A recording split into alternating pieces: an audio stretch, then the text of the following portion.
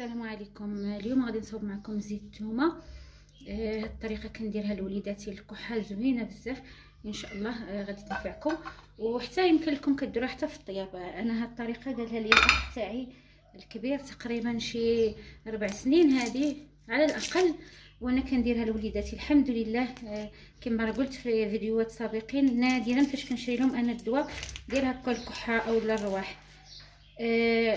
قالها له واحد الدكتور صيدلي.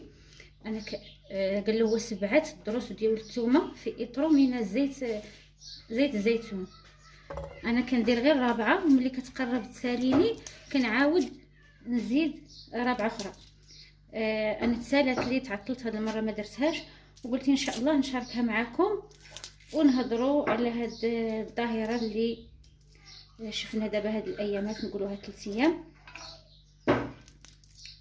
كما قلت لكم هو قال له 7 دروس في ايترو، انا كندير 3 دروس في 4 لان كنتعطل ما كنوجدهاش، لان هي خاصها تبقى بعدا واحد 15 يوم كتكبي على الزيت وكتسديها عاد كتبداي تستعمليها. انا ملي كنلقى راسي راني ما وجدتهاش بكري كندير 3 في 4 صافي، وتنكب عليهم الزيت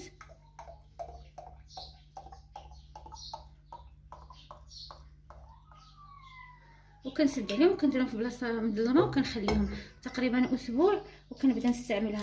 الا كنت زربانه عليهم، الا كنت زربانه كنقي الثومه وكنقطعها قطيعات رقائق وكنكب عليها غير واحد الكميه تقريبا داك نصف كاس ولا اللي غادي نحتاج داك النهار، وكنديرها في مويها سخونه في كاسرونه. هذه الا كنت زربانه وما غاديش ما عنديش الوقت ومحتاجه لها، لان قلت لكم زوينه بزاف الكحه. انا مجرباها وحتى لا جا عندي هكا شي واحد وفيه الكحه سبحان الله كتشربيها وكتهدي عليك ديك الكحه في البلاصه، كتحسي ان صدرك رطاب وما بقيتيش كتحسي بداك الخنيق وداك الكحان في الصدر ديالك. والموضوع اللي قلت لكم غادي نهضروا فيه، انا بصراحه كنتجنب دائما نهضر في هذه المواضيع، ولكن ملي كاينه هاد الظاهره وهاد نقولوا ديال هاد الفيروس وهاد المرض، قلت علاش اللي ما نهضرش ونشوف حتى ونقول لكم حتى انا اشنو شفت، خصوصا المستشفيات ديالنا يعني السبيطارات تاعنا. كنهضر انا على المدينه اللي انا فيها، مدينه تاع الرشيديه. رحنا عندنا السبيطار تاعنا عيان بزاف، يعني الانسان ياخذ الاحتياطات تاعو راه ماشي عيب. اول حاجه هي نراجعوا نفوسنا، لان ملي كيعطينا ربي شي بلاء راه ماشي خصنا نمشيو نجريو ونتقداو ونعمروا الاسواق. والتجار الله يهديهم احتكروا الاسواق، خصوصا التجار ديال نقولوا اللي كيبيعوا القمح الشعير الذره، الله يغفر لكم. طلعتوا السوق يعني من بحال نقولوا الخبر الله اعلم قالوه الجمعه السبت الحد، فاش مشينا نهار الحد لقينا كل شيء تزاد. القمح كان كيدير نقولوا 1400 1400 1500 لقيناه داير 100 درهم. والنوعيه اللي ما زويناش يعني فيها الوسخ ونوعيه سيئه كانت دايره 900 860. انا كنعطيكم الثمن بالضبط لانني مشيت للسوق وشفت. ملي تسالى كل واحد كيشري على قدو، ملي تسالى داك القمح اللي مزيان انا خليته تقريبا تسالى تقدينا داكشي اللي كتب الله. وبعد السيدات مشاو من ورايا قالوا لي راه داك القمح اللي كان خايب ورخيص طلعوه ل100 درهم. على ماشي حشومه عليهم اصلا، نتوما مقدينو يعني ماشي شريتو بالغلا، نتوما مقدينو بثمن رخيص، يعني راه ماشي دوزتو ديك السلعه اللي عندكم عاد جبتو سلعه جديده. لا اله الا الله، راه الا جا الوباء راه غيدي كل شيء، راه ماشي غادي يدي شي ويخلي شي. بنادم يتقى الله ولا يصيبنا الا ما كتب الله لنا. يعني نراجعوا نفوسنا نشوفوا شنو الذنوب اللي كنديروا. كان علينا نمشيو نقعدوا مع نفوسنا ونستغفروا الله. حنا مشينا كنجريو للاسواق وعمروا نقولوا الهريات كيهزوا الناس بواحد الشراهه. واش عرفتوا راه كاين شي ناس مساكن ما عندهمش، انا شفتهم في السوق كيسول بشحال القمح اولا بشحال الشعير كيجيه غالي وكيرجع اللور وكيدي داك الخنشه ديالو اللي فيه الانسان يمشي ويشوف بحال هذوك المناظر، اولا اللي كيمشي وكيبقى ينقل ها الزيت ها الطحين ها. لا اله الا الله. واش فكرتي انك ملي درتي داك الطريقه انك طلعتي السوق على ناس اخرين ما قادينش يشريو. كاين اللي باغي يشري غير نص كيلو تاع الحمص، كاين اللي باغي يشري غير نص كيلو تاع العدس. وفي هاد الازمه يعني راه كاين ناس فقراء انتما ما كتشوفوهمش، يعني حنا ما كنعاشروهم ما كنعرفوش داك الناس. راه كاين فعلا ناس مساكين وعزيز عليهم نفوسهم. يعني انت فكرتي ملي شريتي داك الخنشه ديال القمح، اولا نقولوا قناطر تاع القمح وديال ما نعرف الزيت وسكر، واش فكرتي انا ربما يكون حداك جارك انك غادي تفرق معاه، ولا صافي شديتي داك الشيء وغادي تشدو في دارك وغادي تجلس، والله اعلم واش غادي تجلس ولا غادي تخرج تديع في الزنقه، ولا يجيب لك ربي داك الوباء وانت ساد عليك في بيتك ما كتخرجش. هذه هي الدائره اللي شفت. يعني نراجعوا نفوسنا ونشوفوا الذنوب اللي درنا باش ربي سلط علينا هذا البلاء. راه اليهود والنصارى وكيصلوا كيطلبوا الله وحنا حياتنا عاديه، القهاوي عامرين، البنات خارجين، العيالات خارجين، الله يهديهم. بحاله فاش كتخرج لمدينتك ما كتحسش انك في بلاد مسلمه. هذه المساله انا كنرد لها البال من شحال هذه، انك كتخرج لا اله الا الله. نادرة اللي كتلقى شي مرأة محتشمة وخايفة كي مزوجة كي بنت، الله يهدينا وصافي. يعني نسينا اننا مسلمين. الحمد لله على كل حال. سمحوا لي خرج هذا الموضوع، ولكن بالنسبه للسبيطارات انا كنت ديت الابن تاعي باش ندير له العمليه على فيه الفتق، ومشيت شنو شفت. هذه ما كاينه لا مشكل، ما كاين لا مرض بزاف. يعني سبيطار عادي، هذا سبيطار مولاي علي الشريف في الرشيديه. انا ما نسيت على داك الدكتور اللي دار لولدي العمليه، ولكن بصراحه الله يجازيه بخير. انا في الاول عندي واحد النظره شنو نقول على اغلب الاطباء كنشوفهم انهم استغلاليين، الله يغفر لي. ولكن ملي شفت داك الدكتور والله كون عقلت على الاسم تاعو غادي نقولوا الله يجازيه بخير. سبحان الله كيخدم بواحد الطريقه ما شاء الله ما شاء الله. انه انسان باقي شاب. دار العمليه اللي حضرت اليوم انا ل9 ديال الوليدات، كل واحد المهم تقريبا نفس الحاله عندهم الفتق.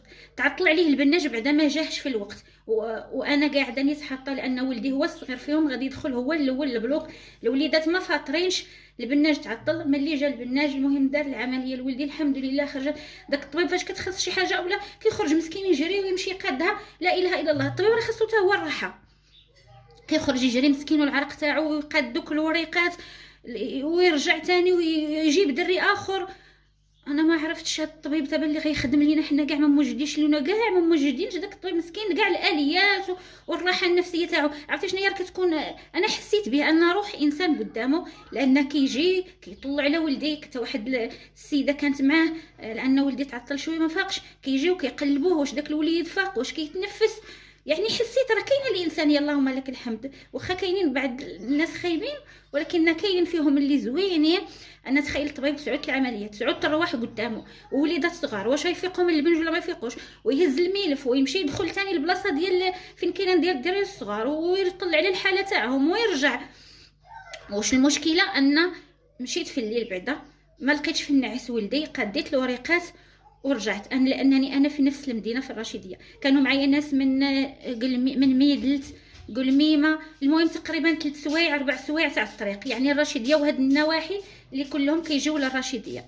الناس اللي ما لقاوش مساكن فين يمشيو فرشوا، جابوها اللي جايب مانطا وناعس في الارض، ها الوليد ناعس حدا امه في الارض، ها الوليدات ملي خرجنا الوليدات من البلوك وباقيين ما فايقينش، درنا للدراري واحد راسو هنا وراسو هنا، كل وحده ولات كتسابق فين غادي تحط ولدها وراه من حقها، راه حتى ولدها مريض. اللي كتجي كتلقاك في ناموس ديال ولدها كتقول لك راه انا سبقت، انا بعدا لانني جيت انا قاعده غير في الارض، انا في نفس المدينه وخرجت فاق ولدي من البنج وجيت للدار، ما همهمش اشنو الاعراض اللي غادي تكون ولا. والوليدات اللي تا هما خرجوهم وساكن في ميدلت، يعني ميدلت من ميدلت للرشيديه انا ما عرفتش شحال تاع الطريق، ولكن راه مسافه طويله والمراه غادي تمشي في الكار والوليد مريض. قلت لكم 9 ديال الوليدات انا اللي منهم في الرشيديه.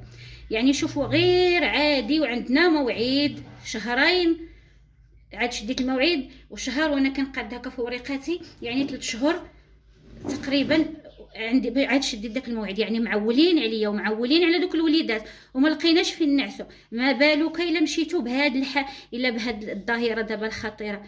كنمشيو للمستعجلات كيجيو ناس حالتهم صعيبه بزاف. هذه حتى هي وقعت ليا، مشيت قعدت ساعتين تعييت صافي وضرني راسي وولدي تزاد مرض كثر، وخرجت ومشيت للصيدليه باش شريت لولدي الدواء تاع السخانه. هذا هو السبيطار تاعنا تاع مولاي علي الشريف. في الراشديه. انا كنقولها وكنأكد عليها، وماشي غير انا، بزاف تاع الناس كيتمشيو كتقول لك انا مشيت من 8 الصباح ولا من 6 الصباح ما جيت حتى ل 2 تاع النهار وجيت مريضه. يعني كتجي حالتك اسوأ مما كانت. يعني نتوما حميو نفوسكم، ماشي عيب هاد الظاهره تاع انك ما تسلميش ولا تقعدي في دارك ولا ما تمشيش للمناسبات. اش كتمشيو ديروا في هاد المناسبات؟ كنمشيو نيت غير المناكر الله يغفر لنا. واش كاين شي عندنا شي اعراس اللي راها على الطريقه الاسلاميه الصحيحه؟ كلشي منكر منكر منكر، الله يهدينا. انا كنهضر من الحر ومن الغيظ اللي شفت في هاد البلد، خصوصا ملي خرجت هاد اليومين وكنشوف الناس، وشفت انا فعلا كاين ناس مساكين ما قادينش يشريو نص كيلو ديال الحمص، ما قادينش يشريو نص كيلو تاع العدس، ما قادينش يشريو مود نقولوا يعني ما قادش يشري 100 درهم ديال القمح اولا الشعير اولا باش يوكل وليداتو. وحنا مازال في المناكر. نراجعوا نفوسنا اولا اشنو درنا مع بيننا وبين اللي خلقنا، ونتقوا الله ونحميو نفوسنا. يعني ماشي عيب ما نسلمش، وماشي عيب ما نعنقش اختي اولا جارتي، نديروا الحطيات. والله يهدينا، هادشي نطلبوا الله يهدينا ويغفر لنا. سمحوا لي طولت عليكم، ولكن لا اله الا الله. هذا الموضوع راه ماشي ديال الضحك. نراجعوا نفوسنا شويه. هذا هو اللي بغيت نقول. السلام عليكم.